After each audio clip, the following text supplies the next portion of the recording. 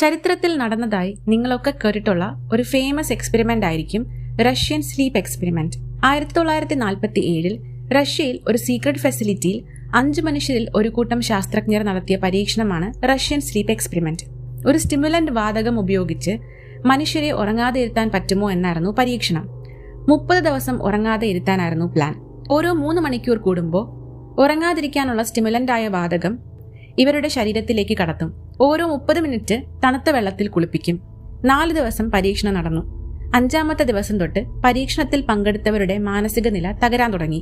6-ാം ദിവസം പരീക്ഷണത്തിൽ പങ്കെടുത്തവർ vocal code പൊട്ടുന്ന രീതിക്ക് അലറാൻ തുടങ്ങി. 9-ാം ദിവസത്തോടെ ഇവർ മനുഷ്യരല്ലാതെയായി മാറി. തമ്മിൽ ഉപദ്രവവും സോംബികളെ പോലുള്ള രൂപവും മൃഗങ്ങളെപ്പോലെ ആക്രമിക്കാനും ഒക്കെ തുടങ്ങി. ഒടുവിൽ എല്ലാവരും മരിച്ചു. എല്ലാവരും പറഞ്ഞു നടക്കുന്ന റഷ്യൻ സ്ലീപ്പ് എക്സ്പെരിമെന്റ് ഇതാണ്. എന്നാൽ ഇത് നടന്നതിന് ഒരു തെളിവുമില്ല. ഇറ്റ്സ്